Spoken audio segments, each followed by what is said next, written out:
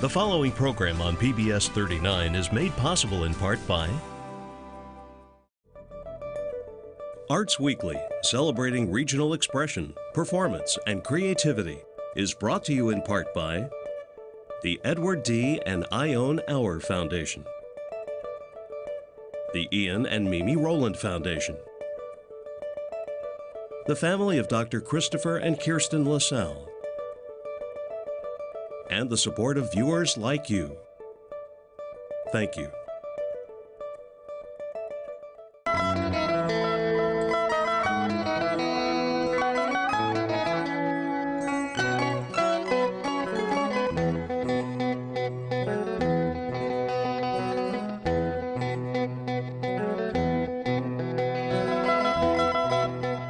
This is Arts Weekly.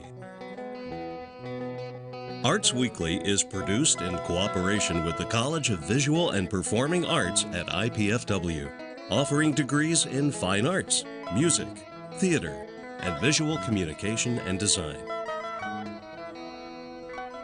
Welcome to Arts Weekly. I'm John O'Connell, Dean of the IPFW College of Visual and Performing Arts. Today we'll hear all about two local holiday productions. In the second half of the show, I'll be joined by Leslie Horman from Fort Wayne Youth Theater. But first, David Blackwell and Susan Jehl of the Fort Wayne Area Community Band are here to share the details about their holiday concert taking place Tuesday, December 17th. Welcome to Arts Weekly, and thank you for joining me, David and Susan. Thanks for having us. Now, Susan, this is your first time on Arts Weekly. It is. Glad you could join us. David, you're an old pro. I've been here before. You've been here before.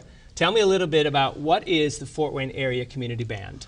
Well, the Fort Wayne Area Community Band is an adult band, and I want to make that distinction because students are allowed to join after they're out of high school. And the reason we do that is we don't want to interrupt with high school band directors. But it's an adult band open to all ages, and the only requirements are is that you have played an instrument in high school and or college, and you can read music. Do you test them to see if those two things are true? We have them sit with a first chair player to make sure that they're capable, and after that we usually assign them a place in the band. Might I ask you the age range of your current orchestra members? Yes, all the way from 19 to somewhere over 70. You better not say how old. You'll get in trouble. I'm probably one of the oldest there these days. I don't want you to get in trouble. No, I don't. How long have you been with the band? About 25 years. 25 years. How long has the band been in existence? 34 years. Susan, do you go back further than David with your affiliation with the band? I'm almost a charter member. I came in a couple of months after the band was formed. I graduated from college. I had played clarinet since I was 9 years old. I moved to Fort Wayne, and I thought, I don't want to give up my clarinet just because I'm not in school anymore. There has to be a place for me to play. So I called the university and said, is there a place for me to play my clarinet? And they said, there's a community band that's just forming. Why don't you come out? And I've been going there every Tuesday night since 1980. And it's some people go bowling, I go play my clarinet. Yeah. I'll bet it's like family. Oh, if absolutely. you go every Tuesday night. Absolutely. It has all the dynamics of a family, a big family. It is. And when I started out, we had kids together and would bring our little kids to the concert, and now some of them are bringing their grandkids to the concert. So, how many members do you have right now in the area community band? They're usually 75 to 80 at a concert. Our roster says there are 94, and it seems like new ones are coming in all the time. We've had several young people who are just out of music school join us this year, which is really great for the band. How has it changed in those 30-some years? I mean, we've gotten better. We've been practicing for 30 years, so we practice makes perfect. Yes, and we've had a number of directors over the years. We've had several directors who have been instructors at IPFW, and now we have Scott Humphreys, who's the director of music at Manchester College, who's our director, and each person on that podium brings something new to the band, and we grow through that process. How long has Scott been the director? This will be his third year. His third year. Now, both of you are titled as assistant directors. That's correct. What does that mean? What are your responsibilities as assistant directors? Well, that's changed over the years. Basically, we are in charge of about half of each concert, and we also do most of the summer programs. And by the way, there are many programs for the band. We do 4 concerts in the winter, at IPFW at the Hour Performance Hall, and those are fall, holiday, winter, and spring. Okay. In the summer, we do 3 concerts, 1 a month at Follinger Theater, and many people may not know that we also play for 3 college graduations. Do you? Yeah, we play ITT and Indiana Tech and St. Francis. Is that a standing commitment you've had for a while for those 2 colleges? of them are. ITT is recently, but yes, we've had several years, and of course we do those for pay. It helps our treasury, and we also, the past few years, we've been doing outside concerts at at festivals in the summer and other places too. So we do perform a lot. I would imagine then if you perform in various venues like that and as a service to colleges, you don't have the full band necessarily at every one of those, but you have a nice sizable showing for those graduation kind of events and those non-scheduled events, if you will, or concert events? Sure, we have, with adults, they have other things that they are doing, but we always get a good turnout, and we think we're a community service organization. We really are providing 2 services. We're providing a service to our members who get a chance to play, but we're also providing a service to the community when we can play for a function for them. And you have what we call you are a company in residence at IPFW. And how long have you been a company in residence? Probably about the same time we moved into the new Reinhardt Music Center. I believe that's when it all came up, and I don't know the exact date. 2007. Okay, that would be when. We made a contract, and what it allows is it allows us to share equipment. We use some of yours, you use some of ours, and it gives us access to the rehearsal room and, of course, the performance hall. It's a vital connection that IPFW has with our company in residence.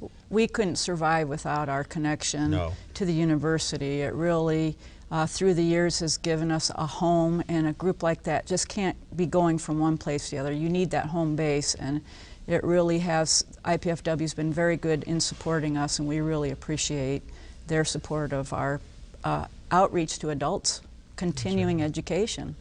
It was a goal of the Reinhardts and the Hours when they put their donations forward for that building. One of the things that they stipulated in their contracts was that IPFW make the Reinhardt Center a community center, not just a university center. So this idea of company in residence is shared with about 5 or 6 companies now that share office space and facilities, and it's a win-win situation for everybody that's involved in it.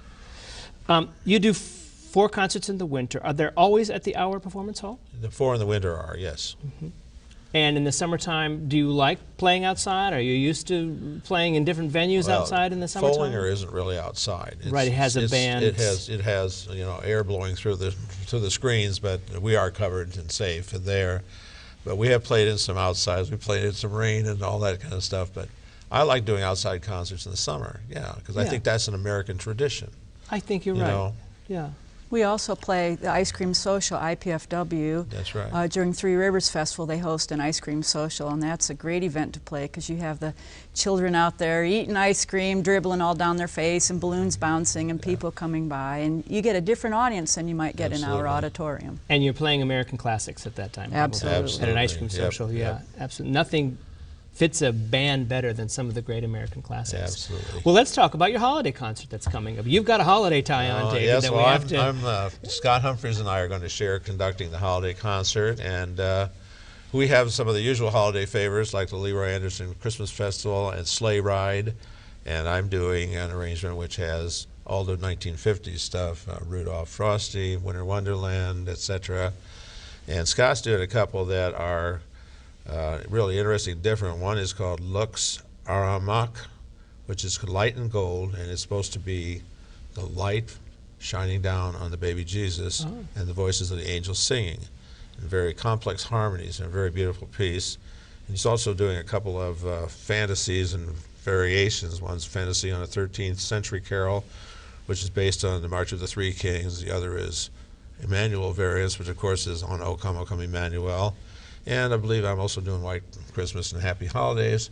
And we're going to have Santa Claus show up, I think.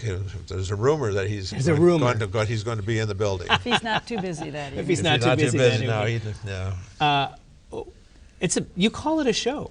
You don't necessarily call it a concert. I noticed that it's called your holiday show because is there a piece that's narrated or there's some text? Well, in one of the there pieces? is one, yes. The one piece is The Night Before Christmas, which is set to a music, and I know several people have done this, and it's narrated. We have two announcers who announce each number in our concerts, and Vince LaBarbera will be narrating The Night Before Christmas, and we'll have some kids up there and sitting in a chair just like it was Christmas Eve, reading the story. A lot of classics. Yeah. Let's give out the particulars of the concert. It's on December 17th. December 17th, which is a Tuesday night. Concert starts at 7:30 p.m. And again, it's in the Reinhardt Music Center in the big performance hall, our performance hall. And you can get tickets at the box office day of the concert. Okay, that's Tuesday, December 17th at 7:30 p.m. Ticket information is 260-489-2642, 260-489-2642. Does Santa make a arrival at your concert every holiday? Is it a regular attraction? So far, he's made it. So far, he's made it. We hope he'll show up again. I'm far, yeah. Thrilled that you're playing Sleigh Bells. Is that the name? Is that the one that has the Sleigh Ride? Sleigh Ride has the hooves and the bells and the whip crack. Yep. Yeah. Yes, and the trumpet that does the horse whinny at the end. Yes. Terrific. Yeah. Well, thank you both for joining me. I appreciate you being on Arts Week. I look forward to your concert December 17th at Reinhardt on the campus of IPFW. While we get ready for our next guest, please take a minute to view our performance calendar of what's coming up in our area. You can also follow us on Facebook, Twitter, and YouTube. We'll be right back with Leslie Horman to hear more about Fort Wayne Youth Theater's Santa Claus in Oz.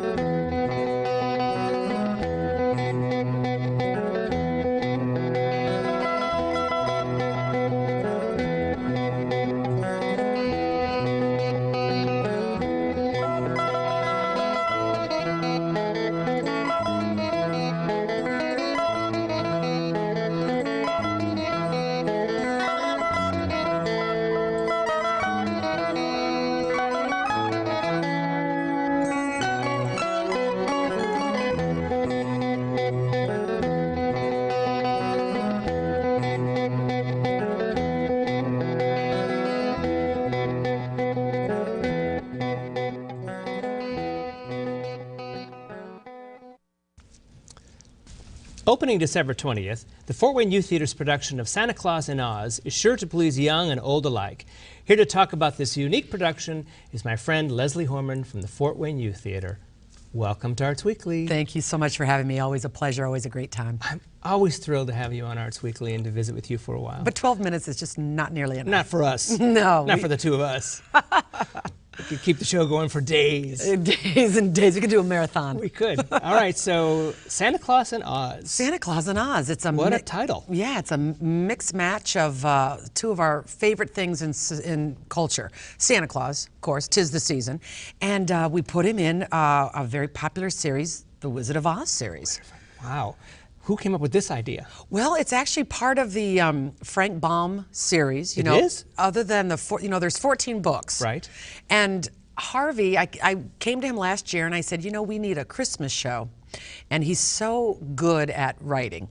And he came up with Santa Claus in Oz. It takes place long after Dorothy and the wizard have left in their balloon, and Dorothy has already clicked her heels and gone back to Kansas. Okay.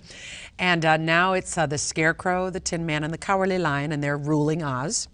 But ruling Oz is not for the faint-hearted. There's a faction, a rival tribe, the Calibas. Wow, okay. And the Calibas. The Calibas, and they are half tiger and half bear. Oh, I like that. That's kind of fun. Lions and tigers and bears. Lions and tigers and bears. Oh my. Smart, okay. All right. And they don't want, Santa Claus wants to add Oz to his route. He wants to come to Oz and bring presents to everyone. Of course, the town is very, very happy about that. But the faction of rivals, the tribe, the Calibas, they don't want that to happen. They don't want Santa in town. They're very negative force. Oh, okay. So they decide they're going to put Santa on trial. Oh. And this, So Santa makes it, and they put him on trial? yes, they bring him in early before Christmas, and they put him to trial. And the Scarecrow is the judge. The defending attorney is the Tin Man. The court reporter is the Cowardly Lion. And a Caliba, a very pretty Caliba, Chloe, she is the prosecuting attorney. And they hear Santa's case, just like a regular courtroom drama. And this all came from one of the 12 books? One of the 14 books. And Harvey has a really very, very talented at taking huge volumes of text and bringing it into, you know, a show that's hour-long, hour and a half long, sure. family delight. Yes, and we So- find out some really neat things about Santa. Like he was raised by fairies. Who knew? Who knew? Who Really? knew? He was raised by dancing fairies. Santa was. Yes. We found this in Wikipedia, or this You know, is the Allen County Library. It's just one of those ancestry things. Yeah, he went to the Allen County Library and he went through his roots. He did. Interesting. Because, you know, the Harvey genealogy Cox is doing department. his genealogy on Santa Yes, Claus. exactly. Forget the Nicholas story. It's That's all Santa right. Claus. We keep throwing Harvey's name around. I Like know. everybody knows him. Probably everybody does know him, but we're talking about the venerable Harvey Cox. Yes, Harvey Cox, our artist in residence. He's been with youth theater for 35 years. He, of course, came to youth theater via Broadway. He's an accomplished actor, local director, and a wonderful writer. He just writes wonderfully enchanting, entertaining plays. He's been adapting stuff for the Fort Wayne Youth Theater for several years. Oh, for decades. Decades. Yeah. Oh, decades. Okay. And he's been a local director. He did a lot for this. He used to do the Civic Theater summer big That's right. production. That's right. Many years Yes. in a row. Yeah. He's fantastic. He's touched thousands and thousands of lives through theater. Is he directing? He is directing. He is directing. Yes, Santa this is Knows. the show that he is directing. Yeah, he wrote and directed it. And it's great because the kids love working with him. I call him Fort Wayne's own Lee Strasberg. That's good. I agree with you. Yes. How many people showed up for Santa in Oz auditions? 140 kids came to audition. 140. Yes. Wow. Yes, and anybody can audition for youth theater. Our Right. next show is Willy Wonka, and those auditions are in January. And anybody can come out. You don't have to take classes. You don't have to have experience. Just come out and try out. Yeah, I think that's a sort of a myth out in Fort Wayne, is that the Fort Wayne Youth Theater is just for kids. Because when we did Oliver last year, we have adults in it sometimes. You bet. know, we're happy to, cast anybody in Fort Wayne Youth Theater productions Yes. of any age. Ages 6 to adult. That's Right. what we say. And in fact, our Santa Claus, who is such a Santa Claus, he is the total quintessential Santa looker. He's got the twinkle in his eye. I think we have a picture of that Santa Claus. He's I got hope the we show it rosy because cheeks, the nose like a cherry. That doesn't look like any fake beard to me either. No, it's not a fake beard. That's the real thing. Yes, That's Dennis the real Nichols. Santa. Yeah, he is a local an actor, and he has had decades and decades of acting under his belt, and he is the perfect Santa Claus. So Yeah, terrific. Yeah. 140, well, how many do you end up with? How many are in your cast? 140, 40 in the cast. 40 in the cast. yeah. Is there any music? Is there any singing? Are we There singing is. Christmas songs? Are we doing? There is. We have got the children's choir who is going to be singing wonderful Christmas carols. You know, you can't do a Christmas show without they're going to smattering be of waiting Christmas for carols. it. They're going to That's be right. waiting for some exactly. Christmas carols. And we have the dancing fairies, and I've choreographed a kind of a ballet piece for these dancing fairies because they dance the boyhood of Santa Claus, and they tell how he was found and how he was raised by these dancing fairies. And how many dancing fairies do you think you 6 have? of them. 6 of them. Yes. Time period? What is the time period of Santa in? I mean, is it just like the film, kind of a Sure. whimsical, fantastical period? And Yes. Kind of spans all time, All time, frame, yeah. And who's doing your costumes? The costumes are Jeanette Walsh, and she's very, very busy. She actually was our pianist for the orphans for Oliver. Oh, Jeanette, yeah, that's right. Yeah, She yeah, was yeah. our orphan pianist. Our That's orphan right. musician, yeah. So she's done the costumes. They're wonderful. The set is Adam Fletcher, who is an IPFW grad. Way to go, IPFW grad. That's right. He's Incredible terrific. set. He's a great set designer. He's a good designer. He really is. Yeah. Jeanette did costumes for me for Who's Afraid of Virginia Woolf. Oh, right. When I did that at She's First very Press. active in local Oh, community she's theater. very active and doesn't mind working for everybody. if She loves if it. She's available. She's great. Very busy. You have parents helping out? We do. You know, youth theater is contingent, the success is contingent on our volunteers, and we are so lucky to have such great parents, you know, helping out with set painting and, sewing and supervising and keeping the rabble, low key, and just it's great experience for the whole family, really. But you kind of feed into this audition process and to these shows with the incredible number of classes that you offer. Tell us a little bit about your classes that you offer. Yes, our classes are great. We have 13 different classes, 5 levels of theater, starting from 3 years of age all the way to senior high school. We have dance, voice, comedy class. We have stagecraft class. You can learn about the behind the scenes, and a radio theater class. Tell me about comedy class. Comedy class. It's improv. It's kind of like whose line is it anyway? Okay. Kind of like we fashion it after, the Second City in Chicago has a children's class, and that's kind of what we fashioned it after. And we're very excited. Classes start January 11th. You can sign up, enroll anytime. Just call the youth theater office or get online. What age group is the comedy class? The comedy class is 3rd grade all the way till high school. Do I sound like I want to be in the comedy class? I think you should come and you should. I kind of sound like I want to be in the comedy it. class. Now, the best way to get a taste of what all youth theater has to offer is to come to our winter camp. We have winter camp December 26th and the 27th. Each day is different, and we do a little bit of everything. Is this new? This is our 3rd year. It's your 3rd year. Yeah. Oh, I don't remember hearing about that. So you can cure the holiday blahs. Presents are already unwrapped. What do we do now? Let's go to drama camp. And is it, I'm sorry, how long is it during the day? It's from 10 to 2. 10 to 2. And the fee, a very nominal fee, it includes lunch. And they just do all, it's improv, it's simple choreography, it's makeup. Corey Lee, who is an IPFW grad, he does a wonderful makeup workshop. And you can get black eyes. So if I signed up my child for camp, Yes. they would do all of the same stuff in one day with everybody, or is it broken out into It is broken up breakout into sessions, groups. We have different breakout sessions, but really it's just a wonderful taste of everything youth theater has to offer. And you can do one day or both days? Each day is different. You can do one or both. And registration for that, how do we register for your Once classes? again, you want to call the youth theater office, 422-6900. 422-6900, or you can go online and you can download an application there, and it's fortwayneyouththeater.org. Are you doing classes? Your classes for this fall are over, I would imagine. Yes, 'Cause right now you're we're in break. Yeah. And when do you rehearse Santa Claus in Oz? We rehearse from 4:30 till 6:30.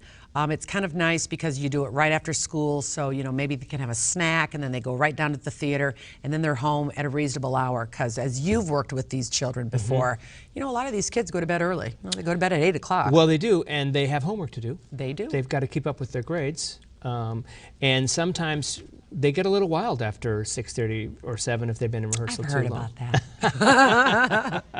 We love the wild You're a good exuberance of wrangler. children. You're a good wrangler. I love those kids. They keep us young. Anybody in it that I know from Oliver? Anthony Hayes. Anthony Hayes. He plays the bailiff. He's got a very great part, and he plays the bailiff, who is kind of fashioned after the wizard. And Julia Andorfer. Oh, Julia's. She is one of my Chloe, favorites. the prosecuting attorney. She's the pretty Caliban. She kind of, yeah.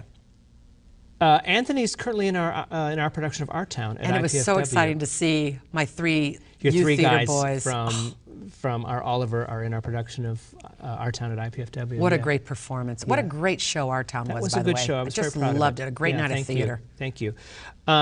Let's talk a little bit about this next collaboration you have. Yes. With St. Francis. Very exciting. We collaborated with you in IPFW last year on Oliver. It was such a great experience that we thought, why not do St. Francis? They've got a real growing theater program, and we're going to be doing Willy Wonka, the famous Willy Wonka and the Chocolate Factory, and it's going to be complete, just like the movie with Grandpa Joe and all the kids, Charlie and all the bratty kids and the Oompa Loompas. And it's going to be in March at the University of St. Francis Theatre, which is the former Scottish Rite. So would you say that you said it's much like the film. Is the script based on the film? The script is based on the film. Follows it fairly yes. closely. And but the music is Anthony Newley, and he's got the musical chops. It's infectious music, and we're just very excited. Like I said, auditions will be January 20th and the 21st, and all can come out. However, you do need to have a little bit of music prepared. If you don't want to have a song, just sing Happy Birthday. So they should come, if they have music that they can prepare, if we they love have that. some, they should bring piano music. Yes. For the 12 bars or so they're going to sing. That's right. And if not, they're going to sing Happy Birthday or something. Are you looking for all ages again? All ages, you bet. All ages. Because, there's parents, there's townspeople, there's Willy Wonka himself. There's a lot of roles. What will your tasks be in Willy Wonka? What job are you taking on this time? Well, I'm going to be the wrangler of the Child wrangler. Child wrangler. Nothing like a child wrangler, Leslie Horman. I love the You child do, wrangling. you do it well, I have to say. So I'm going to be child wrangler, but I'm also choreographing the show. Oh, the whole thing? The whole thing, not just the children's numbers, but the whole thing. How many are there? How many numbers do you plan to get going? You know, we're going to have a production meeting on Tuesday, and I guess that's going to be established. How much exactly? You know, I'd like to choreograph every single word, but you know, I don't know that that's going to happen. Well, thank you for joining me, Leslie. Let's do the contact information one more time for tickets for Santa Claus in Oz. Is Fort Wayne Youth Theater. Ticket information is 260-422-4226. That's 260-422-4226 at arttix.org. I'm John O'Connell with the IPFW College of Visual and Performing Arts. Nationally, PBS is America's largest stage for the performing arts. Locally, PBS 39 connects you to our region's arts and events here on Arts Weekly. All this is made possible because of the lead role you play through your financial support of this station. Make your best donation to PBS 39 today. Go online to WFWA.org or call 866-969-2721. Thanks to your gifts, PBS 39 is your ticket to inspiration and great arts. And please, tune in next time on Arts Weekly when we'll hear about local efforts for training women from around the world to create and sell their art. From Laura Lee Verley of Creative Women of the World and Hope Sheehan from The Green Frog.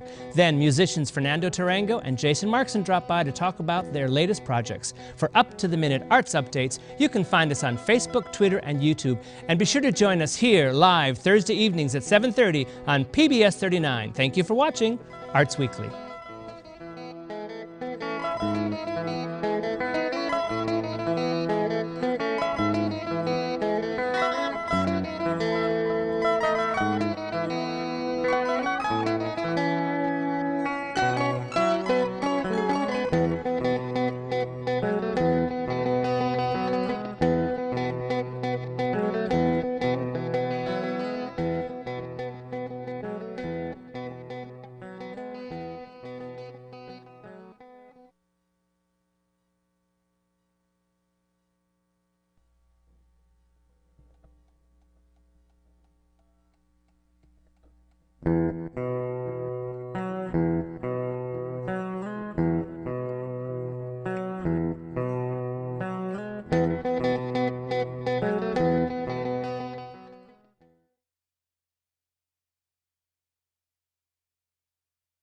The preceding program on PBS 39 was made possible in part by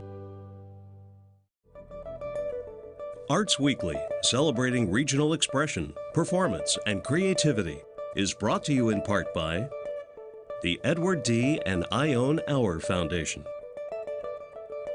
the Ian and Mimi Rowland Foundation, the family of Dr. Christopher and Kirsten LaSalle, and the support of viewers like you. Thank you.